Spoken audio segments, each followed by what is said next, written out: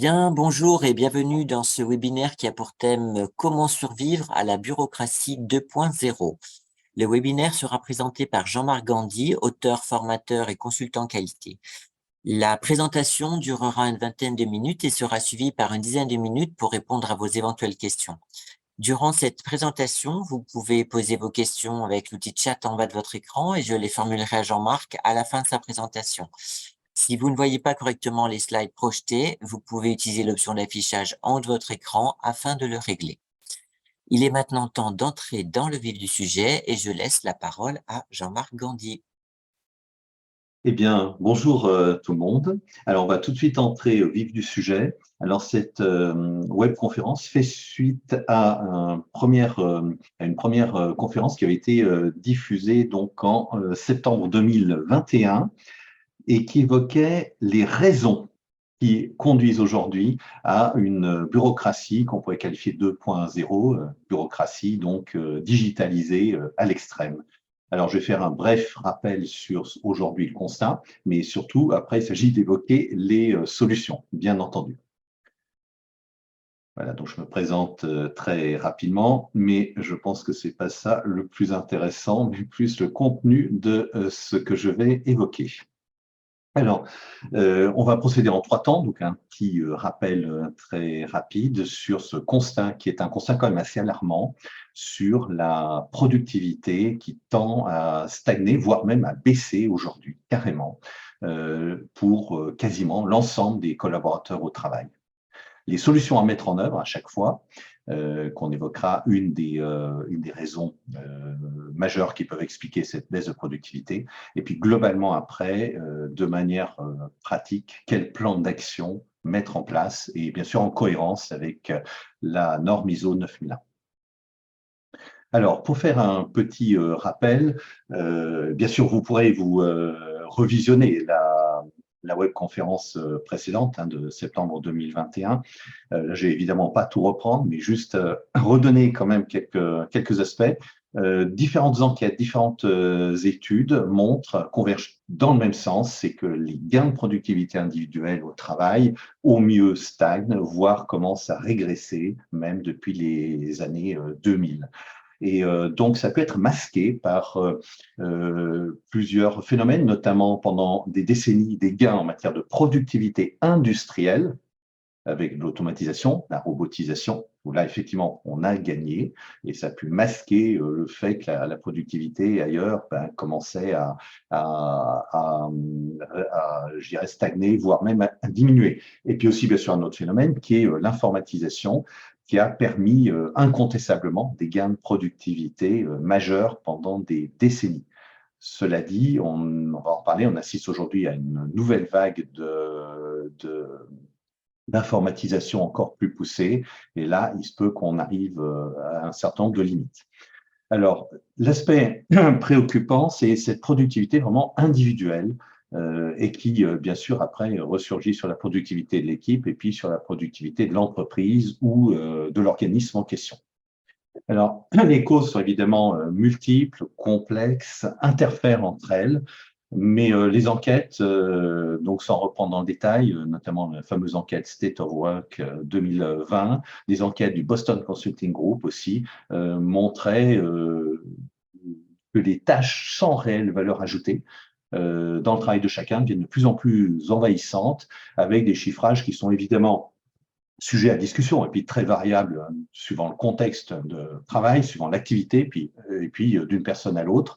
Mais on peut estimer que c'est aujourd'hui 40 à 70% du temps des équipes et du temps de chacun qui est maintenant envahi par des tâches qu'on pourrait qualifier de sans réelle valeur ajoutée. Après, il peut y avoir discussion sur ce qu'on appelle sans réelle valeur ajoutée, on est bien d'accord. Alors, on va laisser de côté aussi une explication qu'on peut entendre fréquemment, qui a certainement aussi une influence, ça serait la baisse fréquente de l'esprit, on va dire, travail en France, où on fait passer plus la vie personnelle, les loisirs, la famille devant, pour le meilleur ou pour le pire, et puis de multiples formes de désengagement auxquelles aujourd'hui on peut assister, etc. On démissionne plus facilement, et etc., etc. mais c'est sans doute pas les raisons majeures. Encore que moi, je ferais volontiers un lien, malgré tout, de cause à effet. C'est un certain nombre de causes qui peuvent avoir pour effet, justement, qu'on a une baisse de l'esprit de travail en France parce qu'on a le sentiment de ne plus pouvoir faire correctement son vrai travail, le travail pour lequel on a été recruté, hein, son vrai job. Alors, c'est bien d'en parler en théorie, mais il y a une multitude d'exemples pratiques. Moi, des exemples qui me frappent notamment, c'est dans le milieu de la santé, que ce soit des infirmières, infirmiers, des médecins, etc., qui ont de moins en moins de temps pour leur mission première, qui est de s'occuper de leurs patients, de les écouter, de pratiquer des soins. Et donc, ce qui peut entraîner un sentiment de malaise chez ces gens-là, mais c'est dans tous les secteurs, hein. La santé, c'est évidemment pas le seul cas de figure, mais quand on voit des infirmières témoigner sur le fait que dans certains services, ils n'arrivent plus à s'occuper des patients, tellement ils doivent par exemple saisir de données informatiques, participer à des réunions plus ou moins utiles, etc. Alors, pour reprendre chaque élément et puis surtout les solutions, j'ai identifié, on peut dire, sept causes, le chiffre 7, hein, 7 causes majeures qui expliquent que notre temps réel de travail à consacrer à notre mission première est petit à petit grignoté. Voilà. Alors d'abord, on peut parler du 100% digital, cette religion actuelle, hein, je crois que le mot n'est pas trop fort, une religion du 100% digital. Hein, donc, loin de moi l'idée de contester les apports qu'ont pu donner la numérisation, l'informatisation des entreprises au cours des décennies passées. Mais aujourd'hui, on assiste peut-être depuis les années 2018, à peu près 2019, 2020, à une nouvelle vague où on veut absolument, dans beaucoup d'entreprises ou d'organismes, absolument tout digitaliser. Ça s'accompagne, j'allais dire, du culte, hein, parce qu'on parle de religion, moi je parlerais du culte, du fanatique même, du zéro papier. Après, sous bonne raison, y compris environnementale, alors on s'aperçoit que c'est pas forcément si bon pour la planète que ça, d'être sur du zéro papier. Et cette digitalisation extrême, aujourd'hui, se traduit par beaucoup de choses. Une complexité numérique des outils, une complexité d'utilisation, pour des raisons de sécurité, la multiplication des codes d'accès, des sécurités, etc. Et puis, ça se traduit par des bugs, par des ralentissements de toutes sortes qui se multiplient. Et donc, différentes enquêtes ont montré qu'en moyenne, c'est à peu près 1 heure par jour par salarié ou fonctionnaire qui est amené à utiliser régulièrement l'informatique. C'est pas dans tous les métiers, on est totalement informatisé, hein. Mais si on travaille sur des chantiers, par exemple, aujourd'hui, il peut y avoir aussi un peu d'informatique, de saisie de données sur des supports mobiles, mais on sera peut-être moins impacté. Et donc, quelle solution face à ça? C'est probablement une prise de recul par rapport à cette volonté du 100% digital, en prenant en compte vraiment les réalités de terrain. Parce qu'aujourd'hui, on a de plus en plus de prises de décision où on ne consulte pas les premières personnes concernées, qui sont les utilisateurs. Et puis, dans certains cas, voilà, il faut peut-être se raisonner et puis limiter le tout digital, qui peut aussi nous faire perdre pas mal de choses. Je vais prendre juste un tout petit exemple concret. En qualité, par exemple, je vois des entreprises aujourd'hui où on ne peut plus signaler un problème, une non-conformité, un incident, je sais pas, une ampoule même qui a grillé, sur des fiches papier, alors qui étaient plus ou moins relevées, hein. Avant, malheureusement, il faut le noter. Puis aujourd'hui, on supprime tout ça, cette partie papier. Vous avez un incident à signaler, vous devez entrer sur tel logiciel, entrer tel code, etc. Résultat des courses, aujourd'hui, quasiment plus personne signale, du moins les petits problèmes, mais qui peuvent empoisonner la vie courante. Puis on a l'impression qu'on a progressé en qualité parce qu'il y a moins de... Voilà, et ça, c'est venu du zéro papier. Alors, il faut sans doute raisonner les pieds sur terre et puis, dans certains cas, pas hésiter à même revenir un petit peu en arrière et faire en sorte que tout soit pas non plus digitalisé, parce qu'il y a ce mirage de croire que le numérique résout tout. Et puis, alors que c'est pas vrai, que ça fonctionne pas aussi bien qu'en théorie quand on annonce les choses. Et puis, c'est pas forcément motivant pour tout le monde. Et puis, je tords le cou à une idée, c'est que ce serait les plus anciens en âge qui sont confrontés au plus grand nombre de problèmes par rapport à ce 100% digital. Pas du tout. Au contraire, je vois même à l'opposé des gens pas très loin de la retraite qui arrivent à peu près quand même à maîtriser, et puis parfois les plus jeunes, aux 30 ans, qui en ont plus qu'assez du 100% digital. Alors, donc voilà. Deuxième cas de figure, c'est deuxième explication, on dirait une espèce de chasse aux sorcières ou aux sorciers via la suppression de plus en plus généralisée de tous les postes d'assistance. Vous vous souvenez, dans l'ancien temps, ça remonte à la préhistoire, il y avait un métier qu'on appelait par exemple secrétaire. Aujourd'hui, on voit disparaître.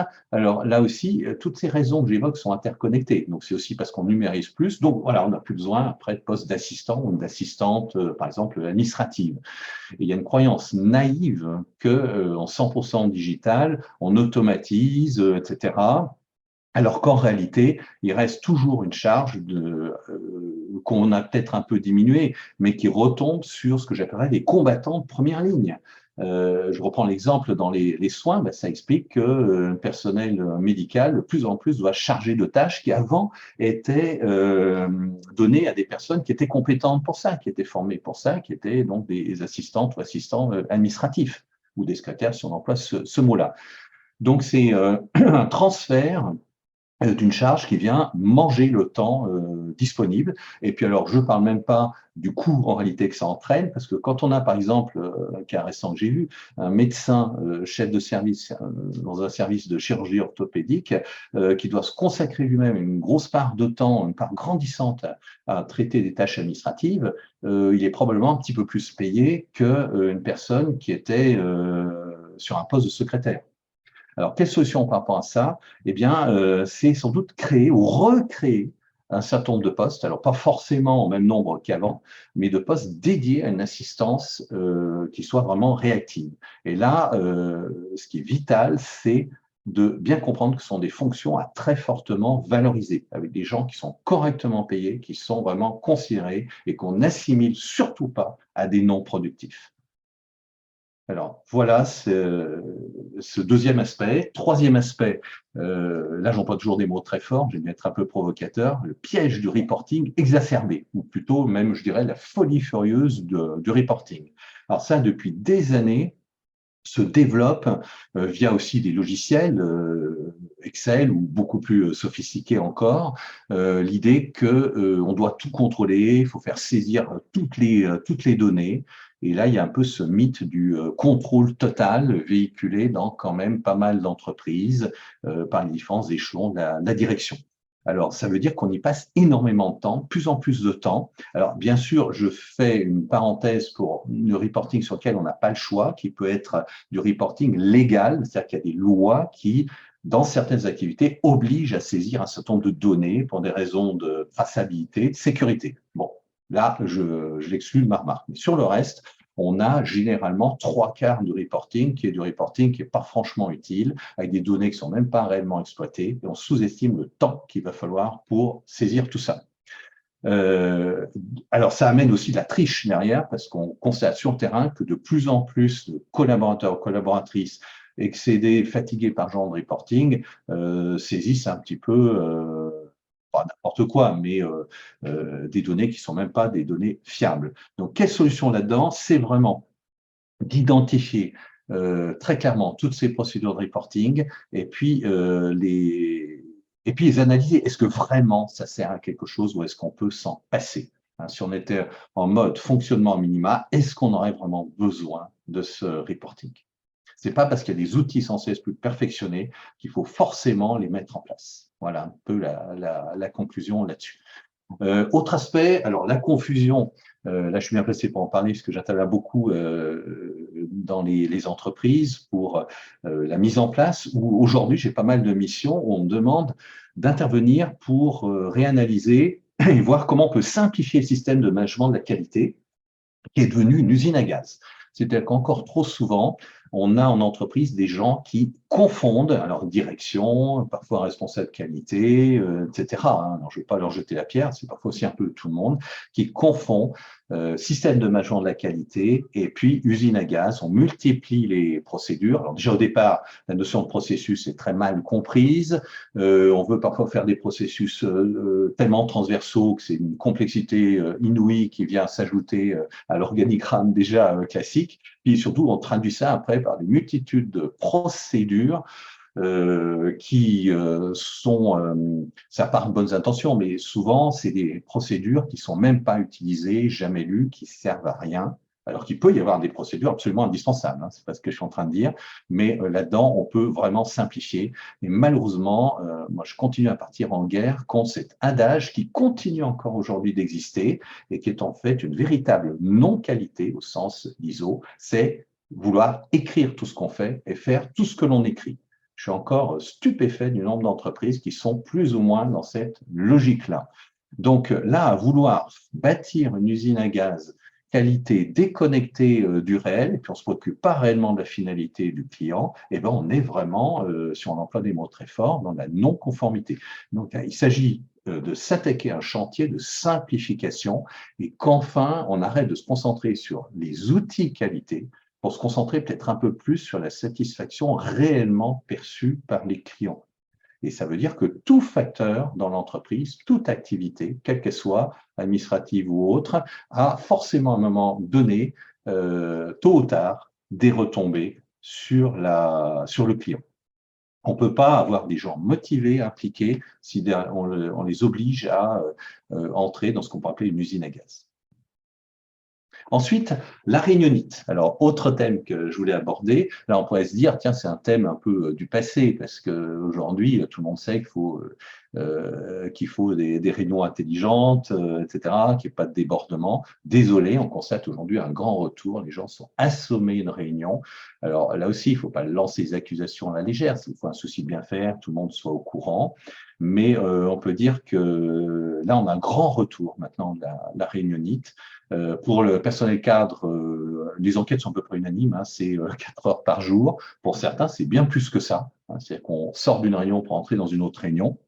Et le problème, c'est qu'aujourd'hui, ça déborde aussi sur les non-cadres, donc à un degré moindre. Alors, même s'il y a ce souci de bien faire, malheureusement, voilà, il faut éviter de tomber là-dedans, parce que pendant ce temps, le travail utile ne se fait pas et les gens souvent pas l'impression d'être sur du temps valorisant pour eux. Alors après, si tout le monde participe à une réunion, les gens pour lesquels la présence est moins indispensable, c'est normal qu'ils soient informés après. Mais surtout, c'est les bonnes vieilles règles qui ne sont pas appliquées. Une réunion doit démarrer à l'heure, et pas avec un quart d'heure de retard, voire plus. Il doit y avoir un ordre du jour ultra précis, une heure de fin, et puis surtout, à la fin, pas besoin de faire de longs comptes rendus, mais un petit plan d'action, hein, voilà, quelles décisions ont été prises, qui s'occupe de quoi, pour quelle date, tout simplement. Donc c'est pour ça que je ne vais pas épiloguer là-dessus, parce que les solutions, je pense qu'elles sont connues, mais malheureusement pas appliquées. J'oubliais aussi de dire, peut-être que le télétravail a rajouté une couche là, sur l'aspect aussi réunionnite. Alors en télétravail, on en parlera, parce qu'il y a quand même des aspects très positifs, mais aussi quelques contraintes derrière. L'utilisation si abusive du mode gestion de projet, une autre raison, hein, que je rappelle, puis après, quelle solution. Trop souvent, ces modes un peu collaboratifs, décloisonnés et fortement d'ailleurs digitalisés sont souvent perçus comme étant un peu la solution miracle par des directions qui se disent on a un certain nombre de sujets importants à traiter, et derrière, on voit qu'on n'avance pas dessus. Donc, il faut qu'on crée plus de transversalité, qu'on travaille en mode gestion de projet. Donc, c'est rien de condamnable là-dedans. Sauf que la plupart du temps, c'est mettre en place une solution qui ne marchera pas à partir du moment où les gens sont déjà surchargés. Au départ, n'arrivent pas déjà à faire leur job premier, les jobs pour lesquels ils ont été recrutés, sans doute qui les motivent. On a déjà tout ce qu'on vient d'évoquer avant, qui vient leur grignoter du temps. Et là, ça ne sera jamais une solution miracle de travailler en mode gestion de projet, parce que ça va en rajouter une couche sur des gens qui n'ont déjà objectivement pas le temps de réellement s'impliquer. Donc là, la solution, bon, toujours plus simple à dire qu'à faire, évidemment, c'est d'abord pas multiplier des projets sans s'assurer qu'il y a une réelle disponibilité, hein, des acteurs concernés en termes de temps. Aujourd'hui, tout le monde après court après le temps, et c'est pour ça qu'il y a énormément de projets qui sont des échecs ou qui sont en stand-by, qui n'avancent pas. Alors, autre phénomène, là, je dirais que les solutions sont, hélas, sans doute pas évidentes. Hein, c'est tsunami, hein, le mot n'est pas trop fort, raz-de-marée des emails internes. Donc, le problème est déjà évoqué depuis longtemps, mais ça continue à s'accroître. Et là, les enquêtes montrent que c'est en moyenne 1 heure par jour passée sur les messages jugés non utiles, enfin en tout cas secondaires par leur destinataire. Donc, j'entre pas là-dedans les emails qui vont être tout à fait utiles, dont on a absolument besoin. Donc voilà, un véritable raz-de-marée. On voit fréquemment des gens qui s'absentent pendant une semaine et qui se retrouvent avec 200 ou 300 mails parfois non utiles, et pas uniquement au niveau de l'encadrement, hein, ça contamine tout le monde. Donc c'est toujours du temps passé, hein, même si on n'ouvre pas tous les mails, mais à regarder, enfin, si s'assurer qu'on ne jette pas par erreur un mail qui est important. Donc là, je vous l'avais dit, rien de facile ici. Ce qui semble un peu mieux fonctionner, c'est des chartes internes placées. Mais il faut derrière qu'il y ait un acteur ou des acteurs qui gèrent un petit peu ça pour faire en sorte que il n'y ait pas de dérapage, rappeler régulièrement les bonnes consignes, mais ça ne résoudra pas d'un coup de baguette magique ce problème-là. Alors, dernier point, je voulais évoquer, c'était 7 raisons qui expliquent cette baisse tendancielle de productivité, qui malheureusement va sans doute s'aggraver si rien n'est fait en face. Une des raisons, c'est aussi le télétravail. Là, hors de question d'aller condamner le télétravail en tant que tel, parce qu'il a de nombreux aspects positifs. Donc, y compris pour l'environnement, hein, en limitant les déplacements. On le voit surtout dans les grandes métropoles. Ça peut permettre aussi une certaine qualité de vie, en tout cas pour les gens qui sont capables de s'organiser, pas se laisser manger non plus, parce que on a beaucoup craint que le télétravail favorise les gens paresseux, alors qu'en fait, en réalité, on trouve peut-être plus de gens qui sont en fait dans l'excès que dans la paresse. En revanche, le problème, c'est, et ça, on n'en parle pas beaucoup, c'est que pour les gens qui sont en présentiel, hein, donc souvent c'est quelques jours en présentiel et puis 1 jour, 2 jours, voire parfois 3 jours en distanciel. Le problème, c'est que ceux qui sont en présentiel sont de plus en plus submergés, enfin sollicités, peut-être pas submergés, mais sollicités par leurs collègues qui sont en distanciel, qui ont besoin de faire appel à eux parce qu'ils ont besoin d'avoir accès à telle information, d'obtenir tel accord sur place, etc. Donc, ça vient, là encore, rajouter une couche par là-dessus. Et puis, surtout aussi, le problème du délai de prise de décision. Avant, quand on était tous en présentiel, une décision de certaine importance allait prendre, je sais pas, une journée, 2 journées. Maintenant, on peut multiplier par un facteur de 3 à 4 facilement, même s'il n'y a pas du tout de mauvaise volonté. Les gens qui sont bien présents derrière leur ordinateur, maintenant, souvent, c'est 3 à 4 jours et ça pose là aussi un tas de problèmes. Alors, quelle solution? Sans doute mieux évaluer, mieux anticiper les retombées du télétravail et puis surtout après instaurer sans doute des règles un petit peu plus précises, équipe par équipe. Là, je ne pense pas qu'on puisse avoir une solution globale, universelle. Mais je pense que c'est des problèmes qui sont quand même importants et qui entraînent quand même des plaintes, des désillusions, un sentiment d'un peu de fatigue ou parfois d'injustice, notamment pour les gens qui sont présents. En tout cas, les jours où ils sont présents. Et puis, bon, il y a certains qui ne peuvent pas pratiquer du tout le télétravail de par les tâches qu'ils ont. Et évidemment, ils ont l'impression que ça leur retombe dessus, ça renforce peut-être parfois même un sentiment d'injustice. Voilà. Alors maintenant, très concrètement, c'est se dire, pour avoir fait constat, évoquer quelques pistes possibles. Je suis bien conscient que dans la logique, quand même, il n'y a qu'un faucon. Hein, ça, j'en suis conscient, surtout dans un webinaire qui est forcément court. Mais heureusement, on a des solutions qui se mettent en place dans les entreprises les plus avancées, qui sont conscientes qu'il faut redonner de l'air à chacun. Voilà, l'expression que j'aime bien, c'est redonner de l'air. Quelle feuille de route suivre? Donc là, l'idée, c'est vraiment d'être dans une démarche d'amélioration continue. Donc, on est tout à fait dans la thématique qualité. Donc, démarche d'amélioration continue, type ISO 9001, etc.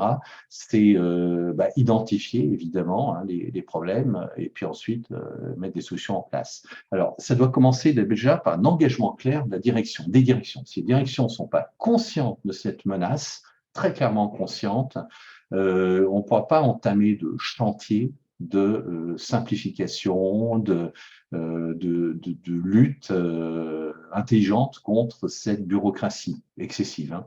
Parce que la bureaucratie, on ne peut pas la condamner dans son ensemble. Derrière ce qu'on appelle bureaucratie, il y a quand même des points de passage obligés. Là, je pense que nous sommes bien d'accord ensemble, c'est des excès, hein, la bureaucratie. Alors, dans cette feuille de route, après une prise de conscience de la direction, c'est bien sûr une implication majeure du responsable qualité, hein, qui doit jouer un rôle clé, parce que là, on est sur un risque majeur, hein, c'est de se laisser gagner par une forme d'asphyxie, hein, par la bureaucratie, même si cette bureaucratie est de type 2.0, qui était le titre que je donnais, une bureaucratie digitale. Bien avoir conscience que la logique de satisfaction du client, au final, est en jeu, car tout ce qu'on a évoqué jusque-là, je l'avais un peu dit tout à l'heure, ça aura un impact à court, moyen, long terme sur le client.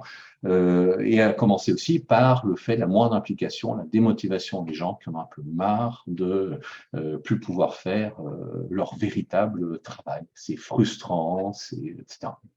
Alors, la première phase, évidemment, c'est, comme dans toute démarche qualité, c'est identifier, quantifier précisément sur le terrain tous les facteurs qui entravent la productivité, hein, de chacun, et je ne les ai peut-être pas tous mentionnés, hein, puisque là, on est quand même dans un format assez court, et là, il s'agit vraiment d'interroger les gens, de les faire parler, de les mettre en confiance, et pas de faire parler uniquement la hiérarchie, les responsables d'équipe, quand bien même ce sont des responsables assez sur le terrain.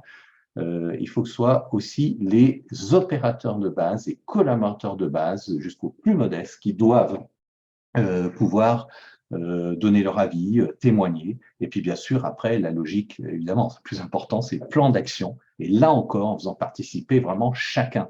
Parce que les meilleures solutions, les meilleures suggestions, alors toute suggestion dans la base ne peut pas être prise en compte, parce que parfois c'est impossible, irréaliste, on se heurte à une réglementation. Mais il faut savoir écouter vraiment la base, qui est quand même pas fréquent dans les entreprises qui ont une certaine taille, et surtout éviter les solutions parachutées sans véritable consultation. Se dire c'est une logique tout à fait d'amélioration continue, hein, la route Deming, PDCA qui doit prévaloir. Et c'est une lutte de tous les instants, hein. C'est pour ça que le responsable qualité qui est quand même là demeure, doit ensuite veiller à ce que ça ne ressurgisse pas, parce que c'est comme l'hydre, hein, dans la mythologie grecque, on coupe une tête, on coupe les têtes et elle repousse au fur et à mesure. Voilà. Et donc, ça veut dire que là, on sera totalement en phase avec quand même la logique profonde de la norme ISO 9001. Voilà. Donc, je conclurai en me disant, ça fait un peu mission impossible, hein, j'ai pas mis la petite musique, hein, de la série. Comme d'ailleurs dans la série, la réponse est non. C'est pas mission impossible, hein. C'est effectivement complexe, mais je pense que c'est une question de survie pour de nombreuses entreprises, les plus petites étant moins concernées, hein, c'est clair, parce qu'on est plus réactif, on voit un peu plus ce qui se passe sur le terrain, mais cette bureaucratie peut malgré tout toucher des entreprises parfois de moins de 10 salariés aussi. Alors, merci beaucoup Jean-Marc pour cette présentation riche en enseignements et merci pour la structure avec effectivement à chaque fois un problème évoqué, une solution proposée et puis une démarche. Donc, effectivement, c'est très intéressant comme approche. On a reçu quelques questions, quelques réflexions durant ta présentation, mais au cours de ton exposé, effectivement, tu as majoritairement répondu à l'essentiel des questions, hein. Mais évidemment, vous pouvez donc continuer à intervenir sur le chat et Jean-Marc y répondra avec plaisir. Alors, notamment, il y avait, par exemple, sur comment faire en sorte que le SMQ ne soit pas une usine à gaz? Bon, je pense qu'effectivement, tu y as répondu avec la structure PDCA, avec la vigilance du responsable qualité. Donc, tu me dis si je me trompe. Non, je Et suis tout à fait d'accord. Et voilà. ça, c'est un message, je pense qu'on est quelques-uns sur Parcours Croisé à se battre dans ce sens-là, qu'une bonne démarche qualité, hein, et là, on peut parler vraiment d'efficience, un terme qui apparaît d'ailleurs en l'introduction de la norme version 2015, la norme ISO 9001, c'est un système qui est efficace au moindre coût, hein, c'est la notion un peu d'efficience, y compris en termes de temps passé. Donc, surtout pas l'antithèse donc de la complexité de l'usine à gaz. Tout à fait. Et tu as aussi évoqué les postes qui ont été supprimés, notamment les Hmm. postes de secrétariat, etc. Oui, Donc, effectivement, donc tu as répondu sur la nécessité peut-être d'en recréer. Donc, tu oui. as répondu à ce sujet. Et Alors, puis, l'assistance administrative, peut-être New Look, hein, oui, effectivement, c'est peut-être plus tout à fait les postes d'avant. Et comme je disais, avec une forte valorisation, parce que c'est des éléments essentiels. On est là-dedans, comme dans une chaîne avec des maillons, et là où il y a le maillon le plus fragile, ben la chaîne casse. Donc, il ne faut pas que ce soit un maillon faible, hein, l'assistance administrative, au contraire. Donc, des postes très importants. Et Essentiel, oui. voilà. Mm, mm. Et puis, Et surtout pas les traités non productifs. non, surtout pas. Il y avait également une question sur le tsunami des mails, hein, pardon, Ouais. et bon, peut-être une suggestion pour trouver un moyen, un système pour filtrer les mails. Alors, bon, Ouais. là, ça n'est peut-être pas tout à fait évident quand on a un flot de mails qui arrive de trouver, mais peut-être as-tu une piste à indiquer Alors, euh, c'est pile le point sensible parce que là, j'avoue, bon, j'observe certaines pratiques en entreprise pour tenter un peu de réduire le flot des mails. Aucune solution magique. Alors, surtout pas se dire que grâce à la mise en place de plateformes collaboratives, on diminue les sollicitations parce que c'est tout le contraire en fait qui se passe. Alors, on peut avoir effectivement des solutions logicielles, plateformes collaboratives, mais c'est pas ça qui va diminuer les mails, les sollicitations jugées intempestives, etc. Non, après, en interne, c'est vraiment, je pense, faire prendre conscience à tous les collaborateurs et effectivement aussi à tous les encadrants jusqu'à la direction, l'importance du problème et puis de voir sans doute ensemble aller un peu à la pêche aux bonnes idées, à la création d'une charte collective, mais là-dessus, c'est pas le point sur lequel je serais le plus optimiste. Il n'y a pas de solution magique. On peut arriver à réguler, hein, diminuer. Moi, j'ai des cas d'entreprise grâce à de la discussion interne, mais il faut sans cesse sans cesse relancer le débat, la mise en place de chartes aussi, où on indique, on donne des exemples de messages qu'il faut transmettre, d'autres qu'il ne faut pas transmettre, etc. On arrive à diminuer parfois les cas les plus heureux, à 50% le flot d'emails internes diminuer de 50%, ce qui est déjà pas mal.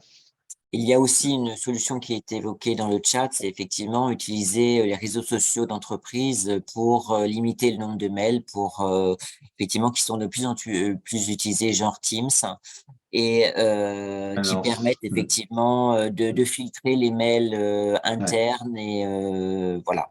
Alors c'est là-dessus ce que j'expliquais en parlant de plateforme collaborative, parce que Teams a donc un fort aspect plateforme collaborative. Oui, Souvent, on croit que ça va aider. Alors ça peut améliorer parfois pendant un temps, puis après on a de plus en plus d'attitudes de rejet des plateformes collaboratives, tellement ça entraîne de sollicitations. Donc c'est pour ça que là-dessus, je disais, je suis pas persuadé que ce soit souvent la solution avec un S majuscule. alors, il y a aussi une autre, alors on est sur les mails, hein, il y a aussi Mhm. une autre intervention, c'est pour les emails, la méthode Padre, qui effectivement, je ne la connaissais pas, qui paraît intéressante, c'est programmer, archiver, déléguer, répondre, effacer dès la première lecture. La méthode Oui. Padre. Alors oui, effectivement, je me souviens plus ce que s'il voulait dire, j'avais déjà vu. Oui, ça fait partie aussi après de bonnes pratiques. Après, on s'aperçoit sur le terrain que c'est pas toujours mis en œuvre, mais ça pourrait faire partie d'une charte de bonnes pratiques, hein, de rajouter aussi, Tout à fait. voilà, dans l'esprit d'une charte, moi je mettrais dedans. Ouais. Alors, une autre question pour changer de sujet. Alors, est-ce qu'un SMQ efficace doit impérativement être efficient?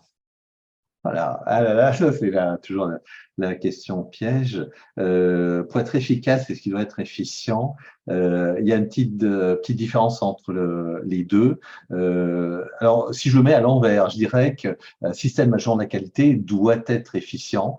Alors, terme, je l'ai dit, même dans la norme ISO 9001, terme efficience, ça avait échappé à beaucoup de gens au départ, hein, publication de la norme, il est prononcé hein, dans l'introduction, hein, on parle d'efficience, puis pour le reste, le mot n'est pas employé, mais ça revient à ça. Donc, dans ce sens-là, la réponse serait assez facile. Il suffit pas d'être efficace sur l'instant, mais efficace dans les meilleures conditions de prix, de coût, j'allais dire, pas de prix, de coût, de temps investi, donc d'efficience. Alors maintenant, de l'autre côté, la question telle qu'elle était posée, est-ce que, est-ce que là, Est-ce qu'un SMQ efficace doit impérativement être efficient? euh, moi, alors, derrière le mot efficace, il n'y a pas forcément l'efficience, mais dans la logique ISO 9001, moi, je répondrais personnellement oui. Il s'agit d'être efficace et puis d'avoir ce plus qui mène à l'efficience. Maintenant, si on est juste efficace, je ne pense pas que l'efficience coule de source naturellement. Il y a vraiment un degré de plus dans l'efficience. Alors, on a encore une petite réflexion et puis je vais terminer par une question. Alors, pour les documents, donc une méthode, hein, il doit être utile, utilisé et utilisable. C'est la règle des 3 U. Oui, Voilà, donc c'est ah pour oui, tout à fait. une méthode. Et puis, je terminerai avec une question, c'est finalement, donc ces problématiques ne relèvent-elles pas du lean management? Alors, c'est une question qui se pose souvent. Alors, derrière le lean management qui avait été initié historiquement, plus ou moins, plutôt plus par le groupe Toyota. Après, on trouve, c'est vrai, un certain nombre d'interprétations. Alors, moi, je ferais quand même un distinguo. J'ai quand même le sentiment, je suis pas un expert hein, du tout en lean management, mais que le lean management reste assez centré quand même sur des aspects de production. On va chercher bien sûr mettre le client au centre, lutter, réduire les gaspillages, mais aussi fréquemment des aspects de standardisation hein, également qui sont mis en avant. Après, il y a de bonnes et de mauvaises interprétations du lean management hein, en pratique, mais je pense que le lean n'aborde pas tout, peut conduire parfois à de la standardisation qui pourrait être génératrice d'une bureaucratie pas toujours désirable. Après, tout dépend comment on adapte un lean management. Mais la principale remarque que je ferais, c'est que aborder cette baisse tendancielle de productivité des collaborateurs hein, dépasse, va au-delà du cadre strict du lean management.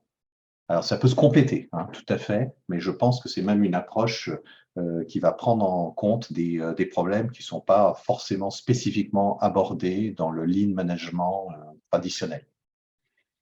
Alors merci Jean-Marc donc pour ces réponses précises. Malheureusement donc le temps qui nous était imparti est déjà écoulé et nous arrivons au terme de ce webinaire. Alors on serait bien effectivement resté ensemble pour continuer à échanger, mais rassurez-vous, donc le webinaire a été enregistré, il sera disponible dans la journée sur parcourscroisé.com.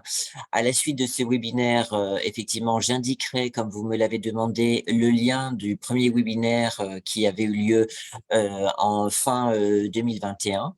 Je vous invite également donc à rejoindre les groupes de discussion sur Parcours Croisé dédiés aux thématiques QSE afin d'interagir avec vos pairs et y retrouver de nombreux articles déjà publiés par nos auteurs, dont ceux de Jean-Marc et les excellentes vidéos de Jean-Marc sur la qualité expliquée à mon grand-père et l'ISO 9001 expliqué à ma grand-mère. N'hésitez pas à liker, commenter afin d'enrichir les débats.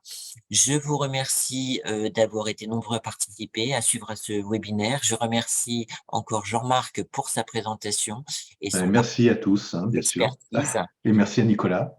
Merci à toi Jean-Marc. À bientôt donc et n'oubliez pas, les échanges se poursuivent sur parcourscroisé.com.